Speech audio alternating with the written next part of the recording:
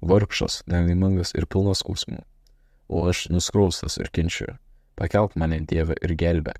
Psalmyno 69 skyrius, 30 eilutė. Kai buvau jaunas vyras, ilgus metus mane kamavo stiprus nugaros skausmai. Iš esmės, aš norėdavau labai daug ką nuveikti, tačiau dėl šių skausmų mano rankas buvo surištos ir tai mane labai stipriai liūdino.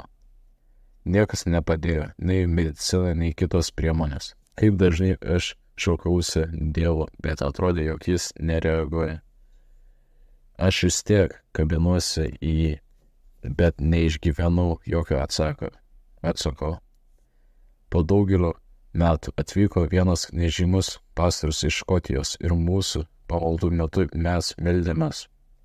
Jis pasakė man, kad man pagerės pamažu, žingsnis po žingsnio, ir Dievas iš tikrųjų išklausė jo tikėjimo maldą. Pamažu sveikata gerėjo, bet kai tik aš pats ką nors dėl nugaros darydavau, iškart pablogėdavo. Taigi jau ilgai manęs nekamuoja jokie nugaros skausmai ir kuomet prisimenu šį laiką ir išgydymą, esu labai viešpačiui už tai dėkingas. Dievas pažadėjo, kad mūsų maldos ieškant pagalbos niekuomet nėra ištariamos veltui. Jis nėra blogai girdintis, nepaisant nieko, jis visuomet turi mums gerą planą. Dovydas parašė 60 psalmę, jis žinojo, ką reiškia kančia, skausmas ir persekiojimas. Tačiau jis pažinojo Dievą ir žinojo, bet kokia kančia trunka tik tam tikrą laiką, o tada ateina Dievas,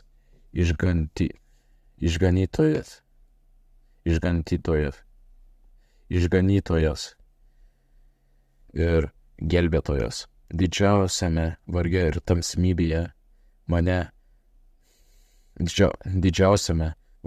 tamsybėje mano gelbėtojas yra šalia. Jis skuba man į pagalbą. Pabaigoje visuomet laimi meilės Dievas.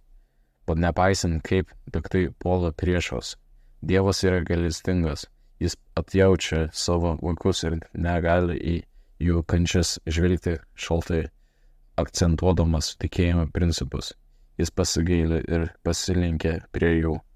Jis yra arti jų, tiekdamas paguodą, viltį bei išgydymą savo vaikams.